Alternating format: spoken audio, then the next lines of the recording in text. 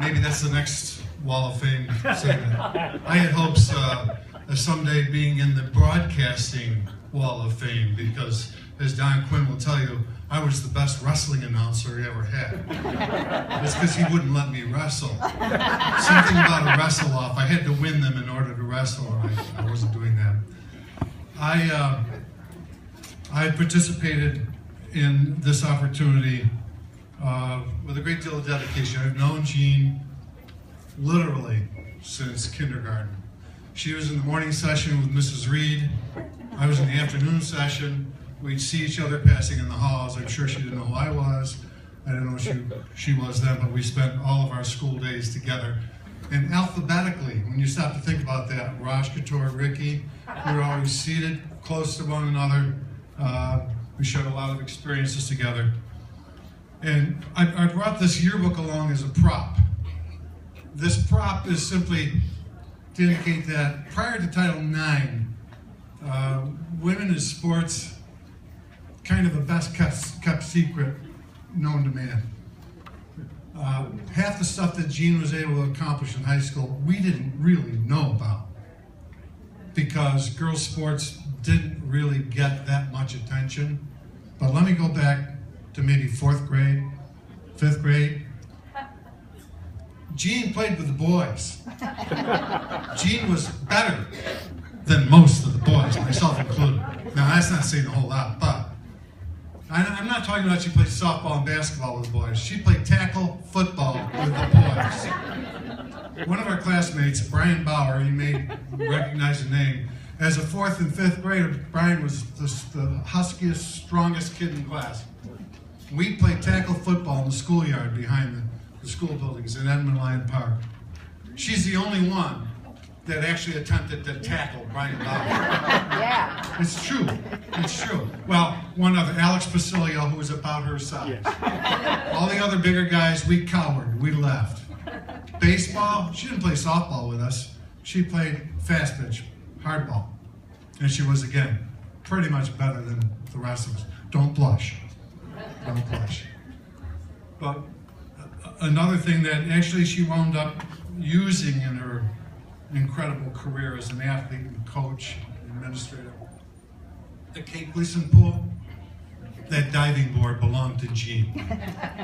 Jean was without question the best diver I had ever seen. And my cousin Gary Zito was the varsity diver. We didn't have a swimming team until my junior year, our junior year. Didn't have a pool.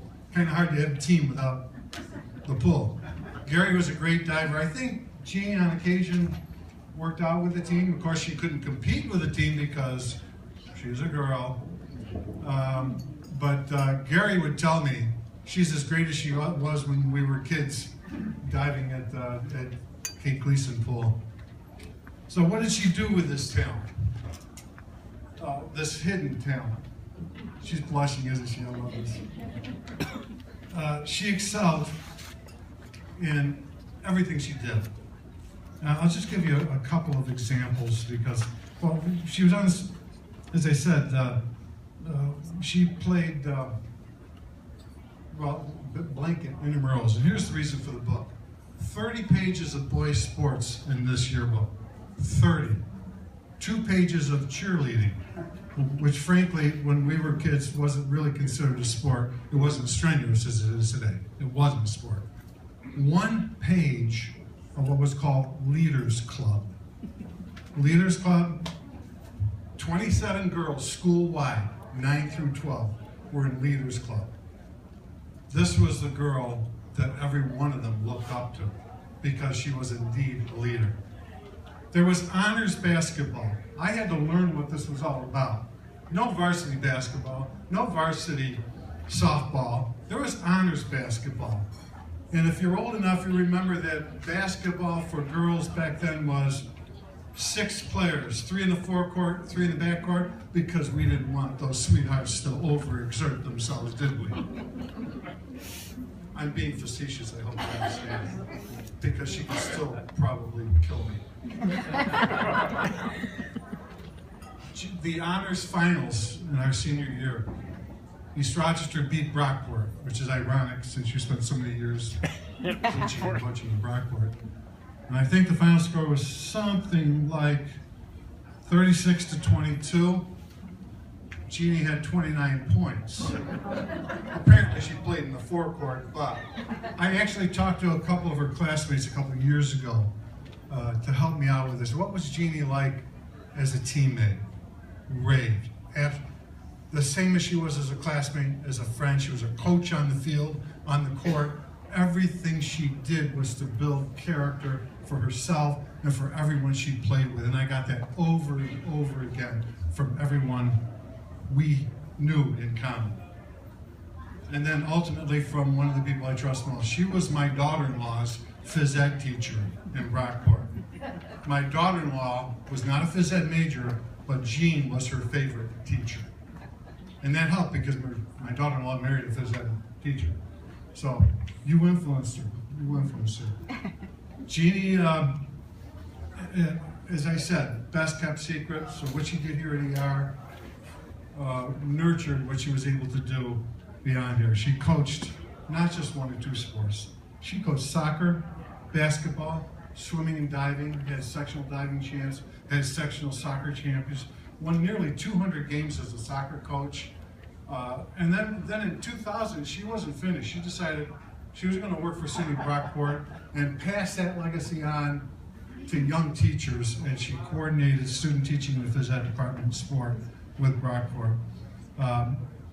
And let me tell you that I know everyone else who's being inducted here tonight. I had the good fortune of being a teacher in East Rochester schools when all 4 of these other young men were there. And oh wow, do they deserve it. They were not just, they had the same kind of character, the same kind of character that this still young lady demonstrated. I think Ron Wickham, you were a senior when I first started, and I thank you for not inviting me down to the wrestling room. But the rest of you, Joe, happy birthday yesterday, by the way. Joe's a year older. Bobby, he's the only guy no one could catch. No one could catch. And then Chris Bourne.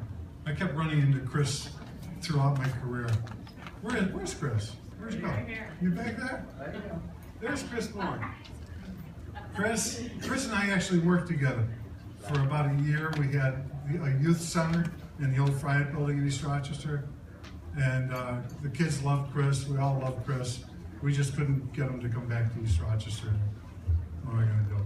But this is where it begins for me. This is Bomber, right here. Jean Roshkator Barry. I love you, kid. Congratulations, Jean Barry, on behalf of the Wall of Fame Committee of East Rochester, class of 1915. Welcome to the club.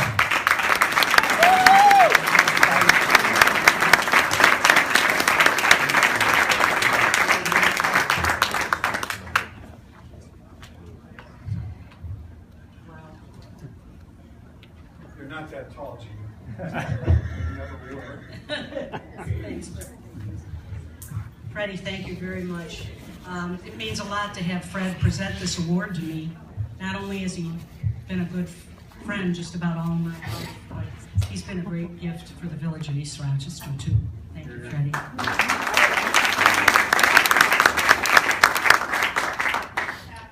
Congratulations to the fellow award winners tonight. It's a privilege and an honor for me just to be mentioned in the same sentence as all of you. It's especially nice for me to have my friend Chris Bourne inducted into the Hall of Fame tonight, because the last couple of years of my teaching, Chris was my athletic director, so congratulations, Chris.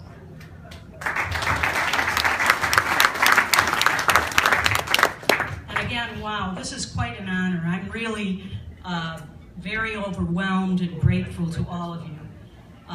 Thanks to Mark, thanks to Ron, thanks to the committee, to my family and friends, to my classmates, to my teammates, to my teachers and coaches, and especially Mr. Quinn and Ms. Nisley and Mr. Verzella, who are here tonight. Thank you so much for being here.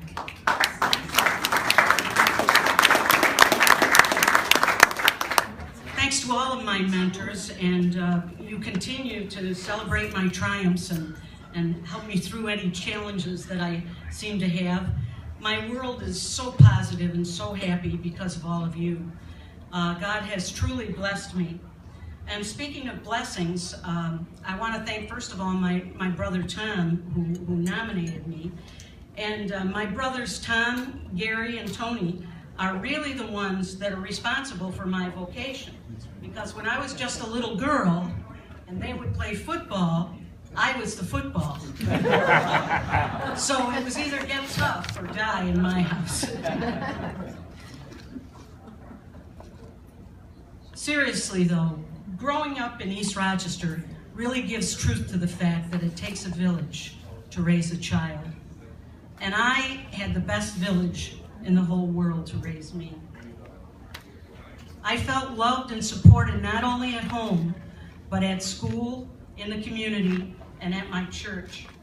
So many good role models in East Rochester. And I was always watching and dreaming of what I would do, who I would be. You all made me feel so confident, and you made me feel as if I could do anything at all. I've tried my whole life to carry the positive things that I learned growing up in East Rochester to wherever I was, and carry them over to the children that I was working with. And I will be forever grateful to and proud of the Home of Champions. And finally, I'd like to thank my family, our children first, Ryan, who drove all the way from Saratoga Springs today, and our daughter Jennifer, who couldn't be here tonight because she lives in Orvieto, Italy, and it's an impossible drive. And finally, my husband Alan, who's my strength, and he's just a great guy, and I'm so lucky. And I want to thank all of you who came here tonight, and again, all of the inductees. This is a wonderful honor, and thank you very much.